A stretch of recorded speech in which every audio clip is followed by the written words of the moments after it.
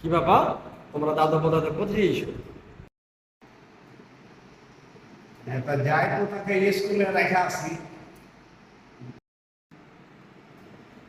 স্কুলে রাখাচ্ছি মানে আমি যে কইলু কি, এই যে ইয়াতি বাগানে আমি একটা মাদ্রাসা দেখেছি, মাদ্রাসাতে ভর্তি করবো। স্কুলে আমি ভর্তি করবো না, মাদ্রাসাতে ভর্তি করবো আমি। এনারা আবার সরকারি স্কুলে ভর্তি করবো, বছর বছর টাকা পাবো। হ্যাঁ, কথা হচ্ছে আমার সরকারি স্কুলে দরকার নাই, ঠিক আছে? ওই সরকারি স্কুলে টাকা দিবে কি দিবে, ওই ছেলেপেলে লেখাপড়া ভালো হবে না, আর আমি ওই ওই লাইনে লেখাপড়া করাবো না। কথা হচ্ছে যে এই কমল মাস্টারের বাগানে একটা মাদ্রাসা দেখে এলো।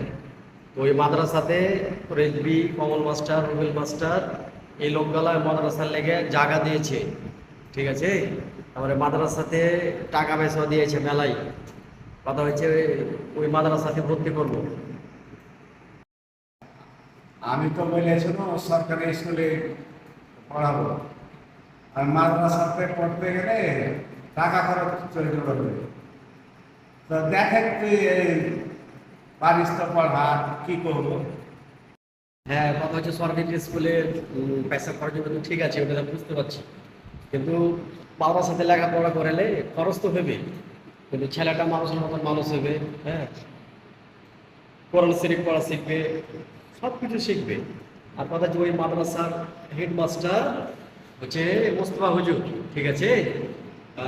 মোস্তফা হুজুর খুব ভালো। আর ওখানে ছেলেপিলাও আছে মেলাই, ওখানে ছেলেপিলা থাকে, ওখানে খায়। আর রাত কেটে উঠে কোরআন তেলাওয়াত করে, ঠিক আছে? আর বেলায় সবার লেগে দোয়াও করে।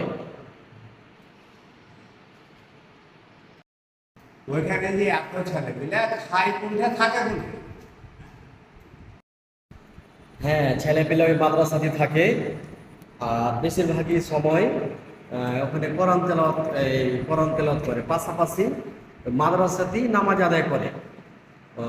আর কথা হচ্ছে লয়াগোলার মানুষ এত ভালো কি, ওই এক একটা বাড়িতে এক একটা ছেলেপিলেকে সব নিয়ে নিয়েছে, বুঝে নিয়েছে।